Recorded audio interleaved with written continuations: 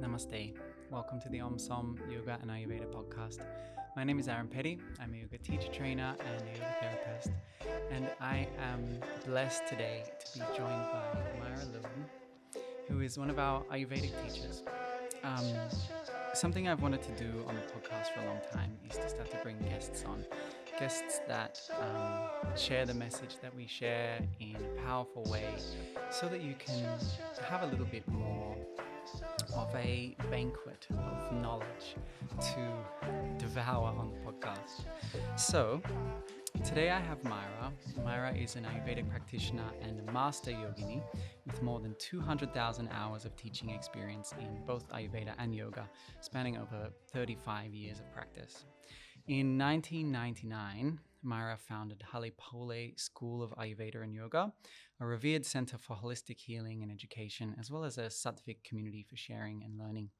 Today, Myra mentors many thousands of students, blossoming as Ayurvedic counselors and advisors. She oversees a team of illness recovery counselors at Pule and guides clients through one-to-one health consultations and energetic healings. So welcome, Myra. Thanks for having me. Thanks for joining me. This month on the podcast, we've been exploring the earth element and grounding. And so to start off, I was just wondering if you could explain for me what it means in Ayurveda to be grounded, and how can we understand grounding, especially in the context of the earth element? Yes, the word grounding has become very popular now, which is a good thing because people are talking about it. I think one way of looking at it first is to recognize that feeling of being out of your body or not in the body fully. And so to be grounded, then the first thing is to be fully in the body. So in all the way into your feet and toes, but also then to have a sense of our energy and what's happening around us. One of the things I think that is this notion of proprioception. In other words, having a sense of where is my body in space and what's happening with that. And we do a lot of things now that have us move away from that sense of grounding. So to be grounded in Ayurveda then means that I have a sense of my whole body. We often talk about things in terms of the chakras or these energy centers. And so then there would be some sense of having, let's say, these 7 main chakras related to the body, and that we would have a feeling of awareness of that. One of the things that I always used to think about was driving down the road and having driven for maybe 5 minutes and not realizing what you were doing. That was one of those signs that I learned, oh, okay, I'm not grounded. And of course, there's all kinds of other things that happen if Vata dosha is in excess. We bump into things, we fall. We don't do that unless there's this sense of being ungrounded. And you could think of it as since Vata dosha is responsible for the lower part of the body, what happens is our energy just starts drifting up and out of the head. It's up here. And then we feel ungrounded. So we do a lot of things that contribute to that. Flying in airplanes, driving in cars, and any other, lots of movement, excessive movement.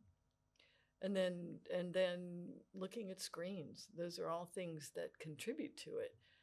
It doesn't mean all those things are bad. It just means we need to moderate them and regulate them according to what we can actually handle and feel well. Because we don't really feel very well when we're not grounded. Yeah. Most certainly. I like how you put awareness as the forefront here. Like yoga is so much about awareness and bringing a sense of presence. And we always talk about how that awareness, it starts with the body and then it moves to the mind and the emotions, the energy. There's layers to this process. And I think, we have a tendency to try and skip to the exciting things, the spiritual things. And maybe that's what ungrounds us. Right. When I first came to yoga, that was it. It seemed like meditation meant, ooh, I'm going out of my body. Although I didn't think of it like that, but I sure liked that feeling. But then I learned that my ability to be conscious out of my body was directly connected to my ability to be in my body. And so that's when I started realizing, oh, okay, this needs to change. Yes. So the practices, that's what many of the practices of Ayurveda and yoga are about, is to bring us fully into the body, to have the human experience going on to those other layers that you mentioned.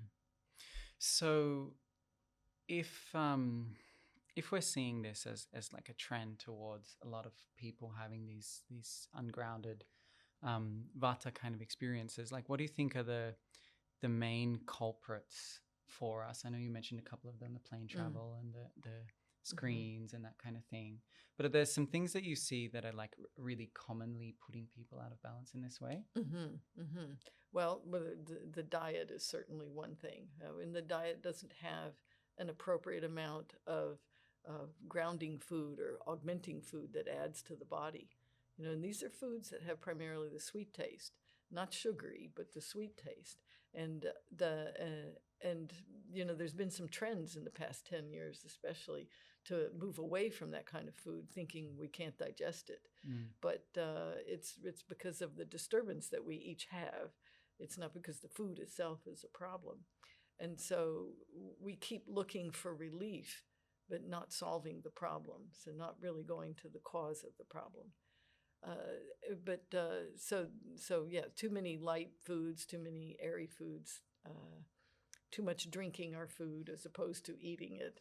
The smoothie bowls. And then things like the misunderstanding of the fasting process, skipping meals, just having eating patterns all over. And then another one is not getting enough sleep. And these are the pillars of health. So when the quality and the quantity of the sleep is low, then we have a difficult time being in a body. We can get away with it for a while, some people more than others, and eventually it's going to catch up with you. And one of the things that happens is that we get a little spacier, a little airy. And then people start doing things to try to bring them back, drinking a lot of coffee and things of that nature. And that's not gonna solve the problem. It's just gonna prolong it and exacerbate it in some ways. Yeah. There's also a lot of people doing looking for bigger experiences in life, and when we have that feeling of disconnection that comes with not being grounded, we look for experiences. And so we start going to extremes. And I think that's a lot of the extreme physical activity, and that it comes from, is that I'm not feeling much in my body, and so I want to feel something. So one of the things that we find in Ayurveda and in yoga is that the extremes are not a great idea, because there's always going to be the opposite to balance things out. So doing things that bring us a little more moderately toward balance work really well. Okay. So I guess what I'm hearing from you is that there's this kind of link between the vata imbalance and this feeling of like disembodiment. Maybe people would call it like dissociation is a really common kind of keyword for it. Yeah. That I don't feel like I'm me. I don't feel like my body's my body. I feel a bit disconnected from my emotions. I'm like sitting back and watching it all unfold, but I'm not actively participating in it. And one thing that you mentioned that I think was really interesting was like the grounding foods, but you didn't really give me what those foods might be. So like, what if we were talking about specific foods that are considered grounding foods, and you talked about augmentive foods, what kind of foods would that look like? It would be things like whole grains, which have gotten a bad reputation in the recent past. So whole grains and sweet vegetables. Some people feel like, oh, meat grounds me. Well, meat does. It's very heavy and dense, but it's kind of a false sense of grounding, because of its tamasic nature, meaning it's hard to digest, so it does require more energy from us. But the augmenting food, the food that adds to the body more easily, then it gives us energy. It helps us to feel grounded, but also to have a certain lightness that doesn't come with meat. Yeah, okay. So it's like this presence and awareness within the body without feeling like tamasic, heavy, Exactly. and dull. Exactly. Yeah. And that's something that then when people do kind of make those dietary choices, they can look for is like the after effect of the meal. Exactly. Yeah. And so would you say like you take your meal and then how long after the meal should you be aware of like its effects? Well, after you eat the meal, it's good to take a minute and relax. Just and you'll see you should feel relaxed, but a little energized. It's kind of a nice, sweet feeling, and not feel heavy. And you shouldn't an hour or two later feel like you need to go to sleep. Yeah. None of that should be happening. So that grounded feeling, and to actually sit for a few minutes after the meal is a nice way to experience that. And to recognize, oh yeah, I don't feel heavy, and and my mind is clear. Okay, cool. Do you have any other practices that could be helpful here for grounding? Surely, yes. There are a few things. One is that you can just imagine a grounding cord. You can just imagine that energy. Oh, I'm grounded. And especially when you go, and so you make a cord from the base of your spine to the center of the planet. You can be very specific there. And when you do that, what we're doing is that where we put our attention is where our energy goes. So I'm just sending my energy there. And that's particularly important, for example, when you move from one place to another. You get in the car and you drive for an hour or two, and then you get out, and you know how you can feel a little bit wobbly, and that you just take a nice deep breath and relax into grounding in this new location. And those kinds of things are very helpful. And then the other is to have a sense of your energy around your body. And all we need to do is to come into the center. So if we come into the center of the head or into Ajna Chakra, then and just let my attention come from there. So I'm looking from there, and I'm having a sense of what's around me from there. It's a practice, but when you practice it, it becomes very easy just to come right back to yourself. So, yeah. It's interesting. It's an interesting piece. We did a workshop yesterday, and I remember you gave us this practice with the earth cord. And I think for a lot of people, when they think about grounding in the earth element, they think about their hips and their pelvis and Muladhara. And I like how you bring it back to Agya, like where awareness rise. Right. And that, so you're asking us to anchor our energy into the earth, but remain aware. Present. Absolutely right. And keep the attention here, because that's where we have our clear seeing. Yeah. I mean, we call it clairvoyance and that, but it doesn't matter what you call it. It's just that's where we have clear seeing. And it is also a space that's ours. It's no one else's. And so that to develop the awareness of being in the body, being grounded in the body, and being in my center, now I can get connected to me. Now I'll experience the things going on in my body, for example, and I don't have to become it, so that I can make better choices and have a little more clarity about things. Yeah, I think that's a really interesting point. For so many people, it's hard to find the self in all the information that we're bombarded with. There's so many experts out there on the internet and around us, and we go to yoga classes, we go to workshops, we get all of this advice. And then on top of that, we've got our family expecting things of us, and our friends, society expecting things of us.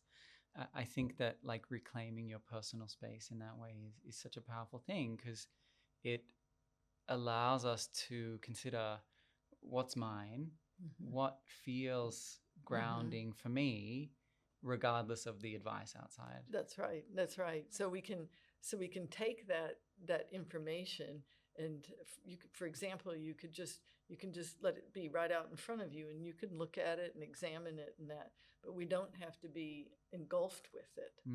And that way we can determine what's right for us. And it's just a way of keeping a greater sense of who am I, which we're all discovering on a daily basis. Yeah. So it's a nice, simple way to do that. Yeah. Okay. Now, can you share why grounding is so important, like not just for our physical health, but like mental, emotional, spiritual health from an Ayurvedic perspective? Like, what would happen to someone if they let themselves be ungrounded for like a long period of time, 5, 10, 20 years? Well, one of the things that happens is we usually end up making a lot of choices that we're not real happy with, Okay. the results of. And the body will get pretty unhealthy in that regard. Frequently, it could become very thin or very fat, and just all that, anything that can happen with disconnection.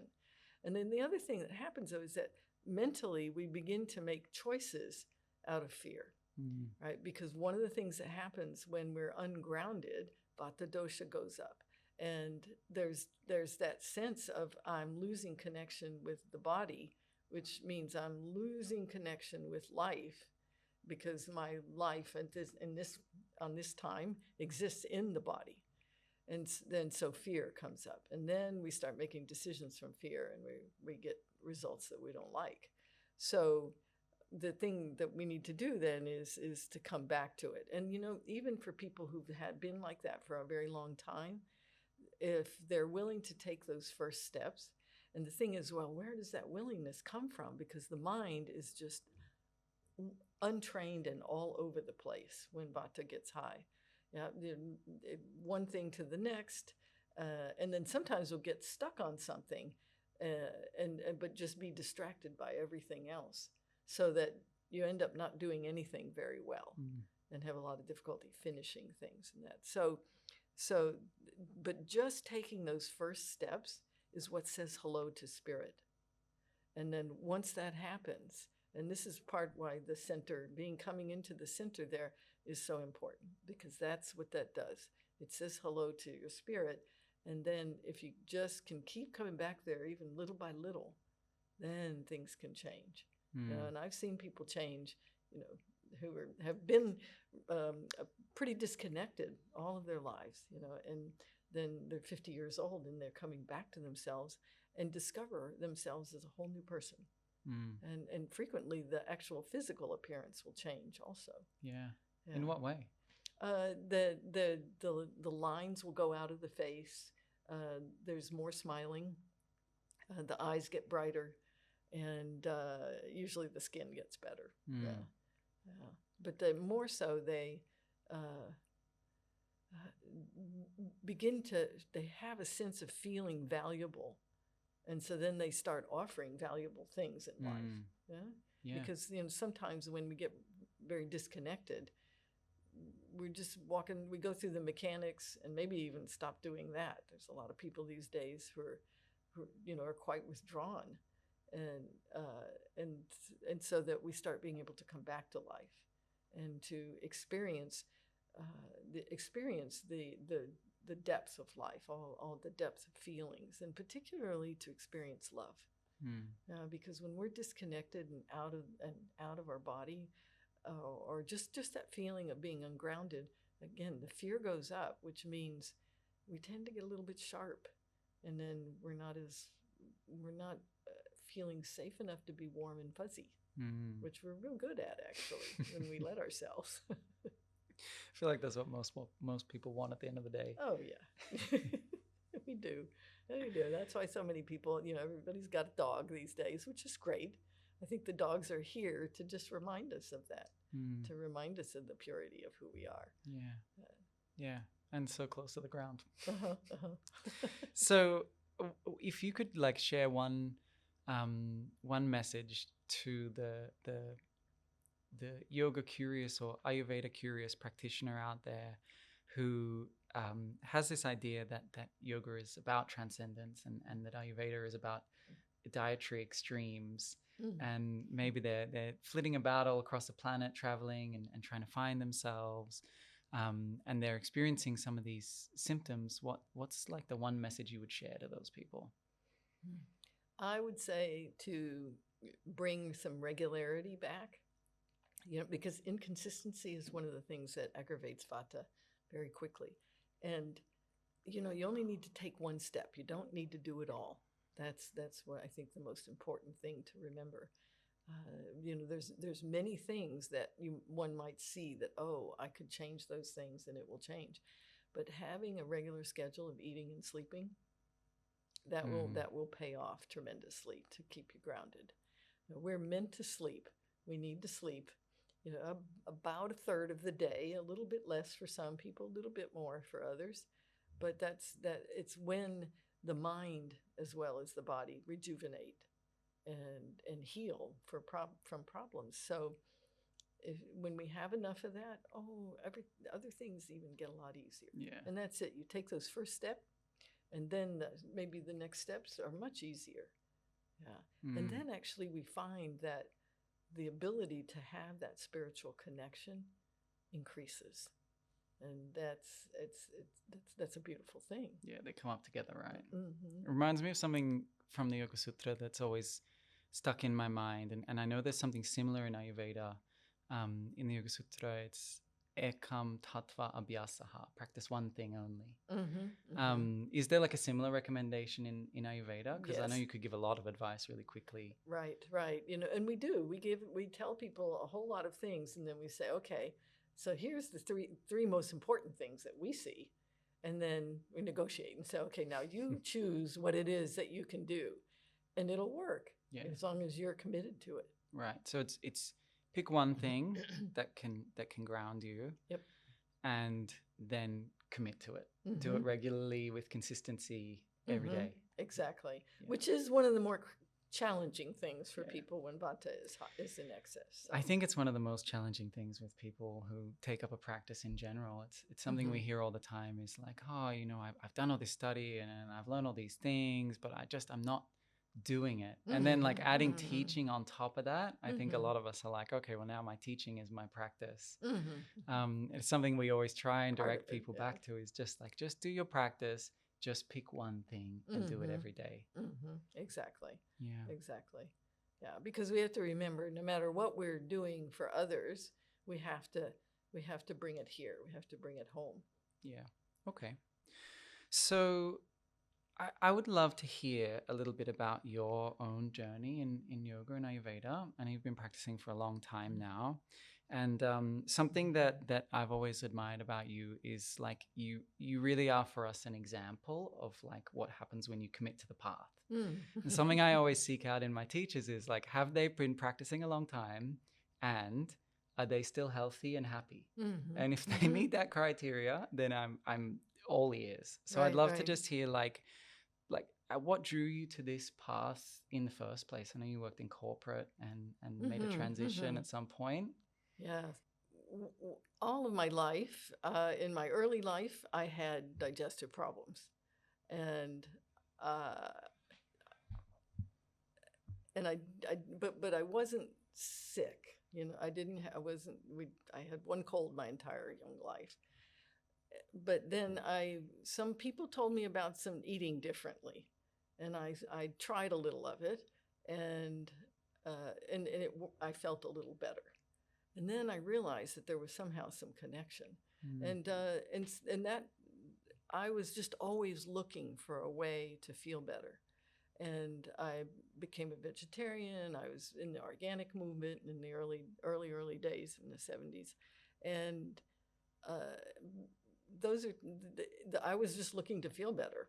I didn't feel as well as I thought I should, and I spent some time in the medical industry and realized because I thought, oh, I'll do it here. I'll become a doctor.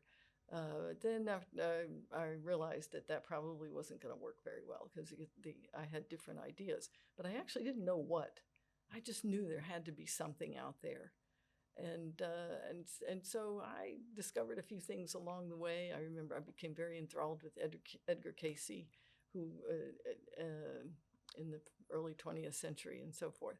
But I came because I got sick. I got sick when I was 30, and I had rheumatoid arthritis, and so I started looking for everything I could to solve that. And I was introduced to a physician who'd been kicked out of the medical association because he said that food was one of the main problems. Oh no, don't say that. Yeah. And so we actually went through old medical books, and I sat with him. We just sat there looking at this stuff from the 1800s, early 1800s, and so we found some solutions that helped. And then it just kept going from there. So it got a lot better, but it wasn't 100% gone.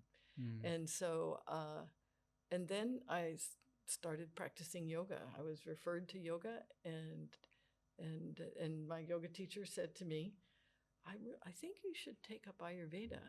And in the beginning, I was a little standoffish about it because I thought, well, I'm doing a lot of things and that. And so it took a little while.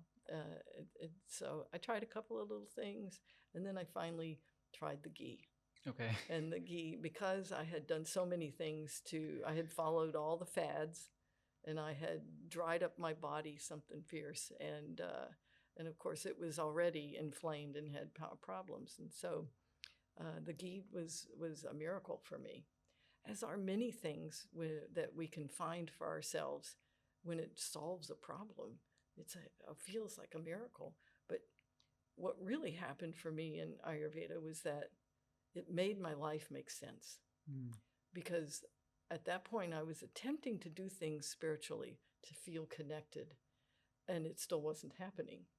And when I came to Ayurveda, I became more grounded. I started to understand more about my energy and how to work with my energy instead of always working against it. So it made life make sense. And then I started realizing that, I'm here to have this human experience. I need to not be trying to get away from it. And then decided that let's make the best of it. And part of that is having that sense of spiritual connection. I feel supported. I feel supported by Ayurveda and yoga. And I feel supported by what I see as the source of the universe, or the God of my heart, and so that's what it's been for me, and it's continued to give me freedom, and freedom was something I was looking for all along, and I can see more and more as I get older. I can see those limitations, and they just come and hit me in the face really quickly now. I think it's the practices that have allowed me to do that, because I can certainly feel and understand how how we have this tendency to want to feel safe, or to feel comfortable here and say, oh, this feels good. I think I'll just stay right here. It's going to stay like this forever. Isn't this great? And the thing is that what I experience and what I see in other people is that when we let go to the change that needs to happen, then it's always better than what was before. And so if I'll just do that, and so that's what I keep doing. Yeah, nice. And I keep practicing.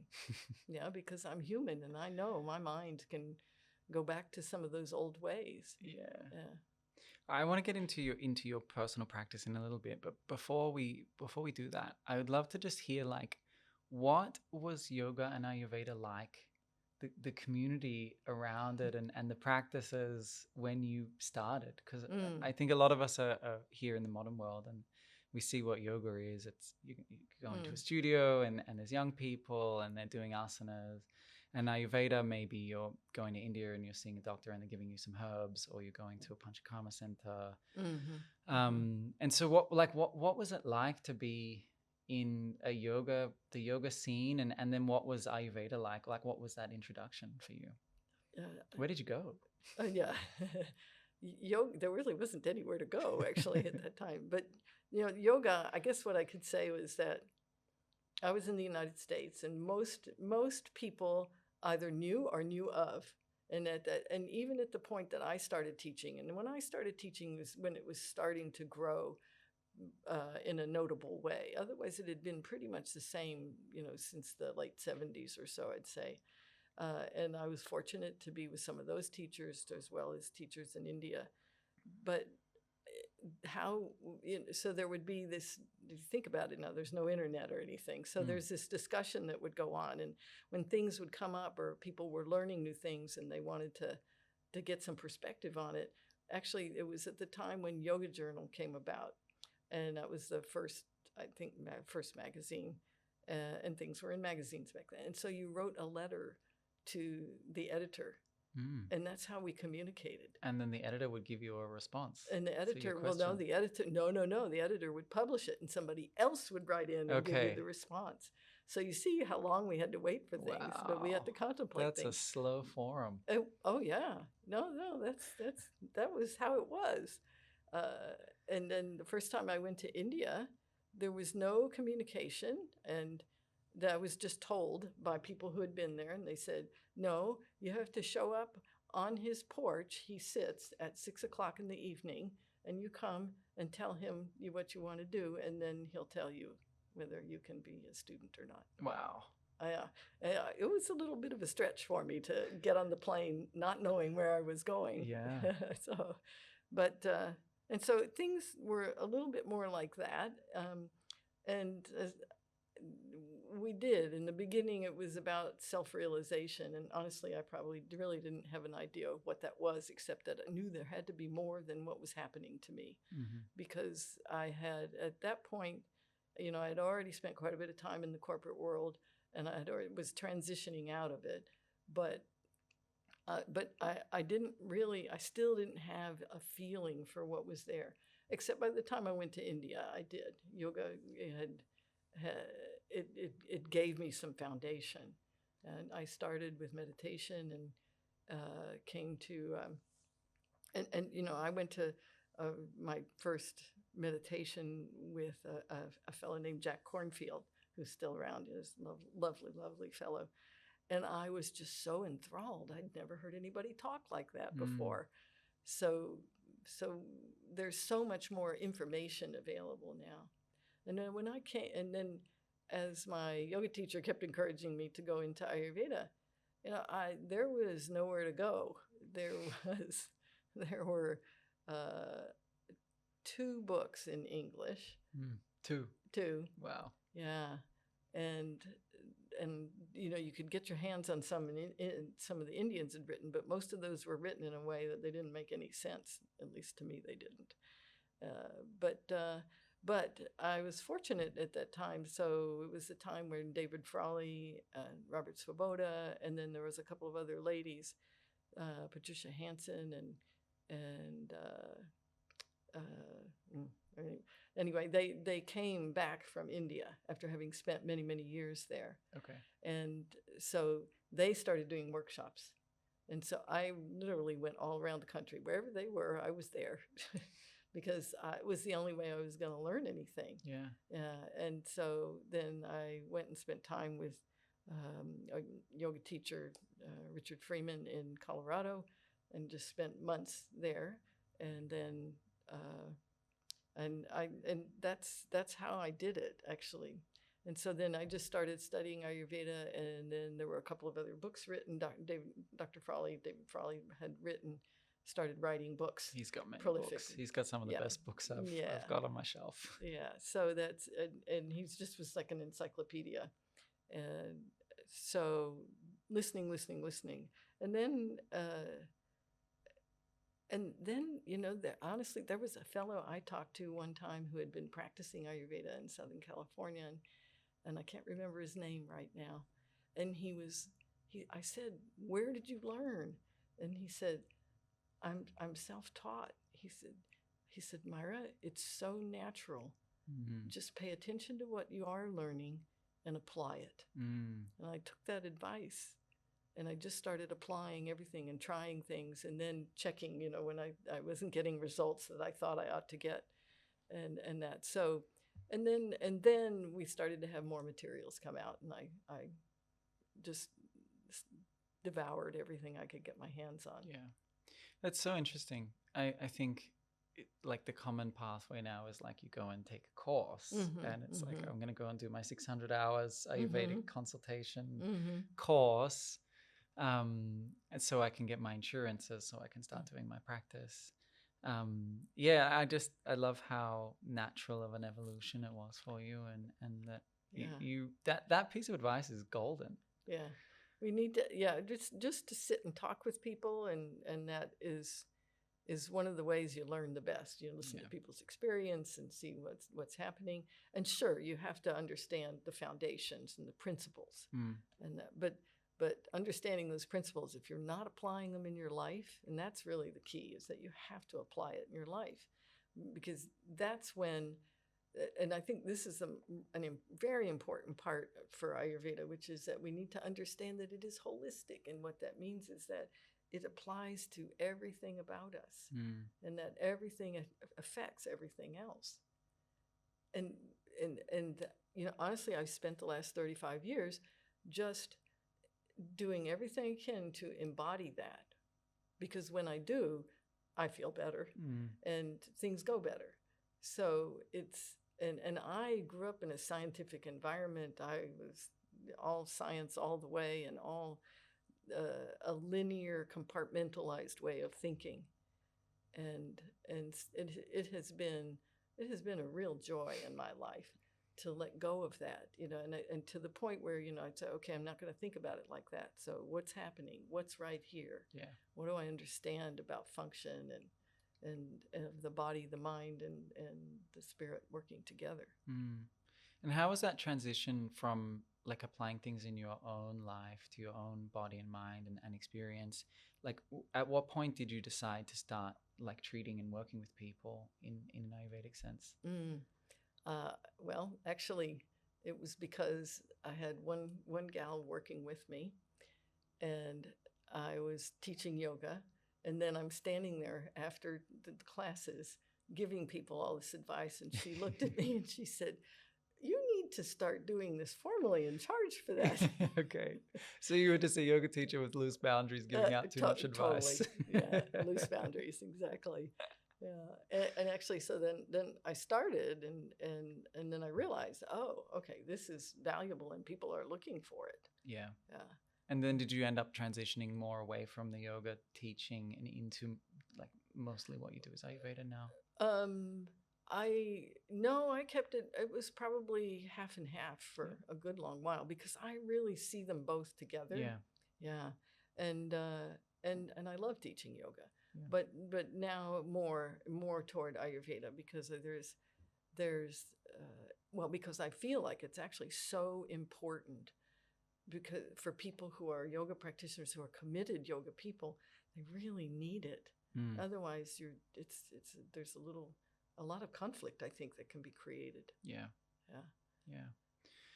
And so like now you've spent all this time teaching and studying and practicing. What does your like personal practice sadhana look like these days? When I'm at home, I rise at 4:15, and sometimes 3:30, but 4:15 most of the time. And I do 15 minutes of fire ceremony and Vedic chanting at 5 o'clock, and then I do pranayam, I do meditation, and then I practice asana, and then I have breakfast. Yeah, and I will do abhyanga before, meaning I'll oil my body and then bathe, and so that's my norm at home, and it works really, really well. I also practice Agnihotra, so then depending on what time sunrise is, then I'll do the Agnihotra fire ceremony for sunrise and sunset. Yeah. Do you have like a structure that you fit in with, or are you a little bit more, there's a structure and then there's fluidity within the types of pranayama asanas, mantras that you're using? All right. No, I use the same mantras, and I do the same pranayam. And the asana, then I have sort of 3 sequences, depending on, well, actually there's a 4th one too. And the 3, but the structure is always the same, but within it, yes, So, for example, on Saturdays, normally I do 108 Surya Namaskar, and I do that just as one continuous movement. And then I do some other poses after, before Shavasana. And then on Sunday, I'll do what we call passive poses or yin poses, primarily. But I do some Surya Namaskar every day. I have found that is, that gives that foundation that's always there. So I'll do 12 of those. And then on Monday, I do more grounding poses. So I do more standing poses, and they're emphasized, but still some of each kind of pose. And then as Tuesday, Wednesday, Thursday, I go through the week and I emphasize coming into inversions and back bends and that. Okay. So you're kind of like spreading yourself across the different asana categories throughout the week. Right. And like, how long is that asana practice? Obviously 108 rounds of Surya Namaskar would take a while. It takes, I do it at about 42, 43 minutes, like that. And it's funny because I'll not think about it, and it'll still just be the same number. Okay, so it's about that. It's there. I don't think it's very good to go in much faster than that. Yeah, and certainly one can go slower than that. But I find it to be a very powerful practice because it's so good for the mind. Just to require you to be there. Plus, you have to be very conscious with the body. Because if you are doing something sloppy with the body and that many times, you're going to suffer for it. Yeah. So it's a practice of the mind and of focus and consciousness. Yeah. And what Surya Namaskar do you do? Because I know there's so many different ones out there. Do you do the one? I do a very simple version. One? No, it comes from that, but no, we do knees, chest, chin, and shavasana. Stepping back. Stepping forward. And stepping back and jump. Yeah, I did for many years. I still was, jumping back and jumping up. But it's not necessary and uses probably more energy. And certainly for somebody my age, it does. But I don't recommend doing Urdhva Mukha Svanasana during that. I remember one time a fellow came as a farm working on our farm, and he was determined that he was going to do that through the 108, and he regretted it. It's too much for the joints. Yeah, it's important that we take care of the joints. Yeah. And like, did it take you a while to build up to 108 rounds? Like, it seems like a lot. Like, if someone was listening to you right now, I think they might have this tendency to be like, I'm going to do 108 rounds tomorrow. Yeah, right. No, I'd start with 6. Okay. Yeah, so we do a very simple form. Like I said, you step back, knees, chest, chin, and Shalabhasana, and then back to downward dog, and then up. And that, I would suggest starting really with 6, and that should be able to be smooth, and that the breath is even, and that you're not sort of at the end of each Surya Namaskar having a big, that it's just that, and that you're just breathing out and you're ready to go to the next one.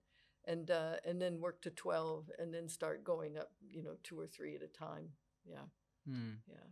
And then what about Ayurveda? I know you mentioned you do Abhyanga every day, but are there kind of like dietary practices or herbs or anything like that that are kind of part of your personal goings on? Oh, yes. Well, I eat 3 meals a day as best I can, and I don't snack.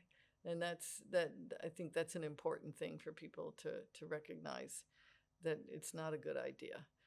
Our Agni, our digestive capacity, doesn't appreciate it. So some of the things that I do before I do my practices is, for example, that I do what's called Snehan Gandusha, or what people call oil pulling. And I do some very simple things like that the benefits of accumulate tremendously. And then I before meals, I chant a mantra and say a prayer. And at the end of my asana practice, actually, I chant, but I also say a prayer internally. And those kinds of things they're simple and they're very helpful. And I think for somebody new, it's just find 1 or 2 things that attract you, or that you feel like you would be willing to do. Yeah. And then I take walks after each meal as much as possible. Just, it can be anywhere from 5 minutes to 45 minutes, and not a power walk, but just to take a stroll, to be in nature if possible. and then I make sure that and I write a gratitude list before bed every night. So I just have at least 3 things that I'm grateful for, and I have some mantras I do internally, and I say some prayer. Beautiful. Yeah, because I can get pretty driven through the day, and so I think it's important that we do things that soften us up a little bit. Yeah. I think something that I admire about you is just like your present approach to life. Like you're always present. Whatever you're doing, you're totally there, and I can see how much you do as far as like your business is quite large. You have a lot of students, and you're doing a lot of consults, a lot of traveling, but you don't ever seem to be overwhelmed by any of it. Like your capacity is huge, and I think it's a real testament to the commitment to your practices. Right. And I have to say that certainly, having a more sattvic diet, food that's easy to digest, that's brings more sweetness in life rather than more stimulation. Having that and the practice of pranayama.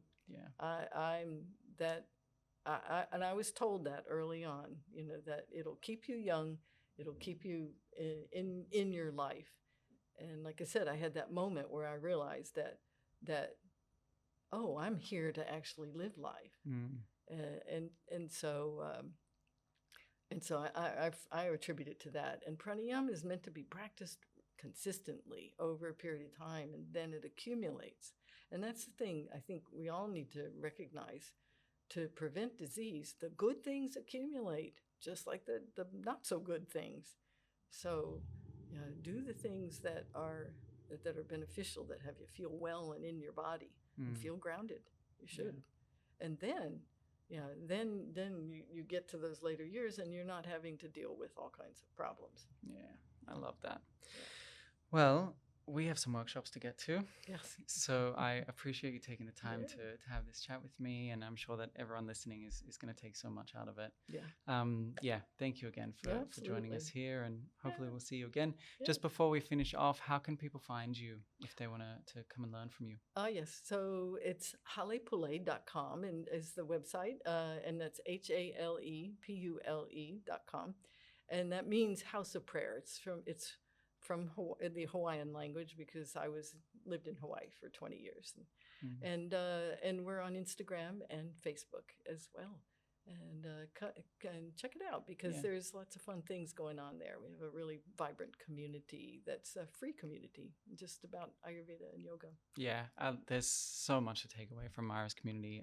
Paige and I have been involved in it for quite a while now, and Paige has done a lot of study with Myra, so a lot of the things we get from Ayurveda on the podcast and in the Om Som sphere come from Myra. So it's been a pleasure having you. Hari Om. Hari Om.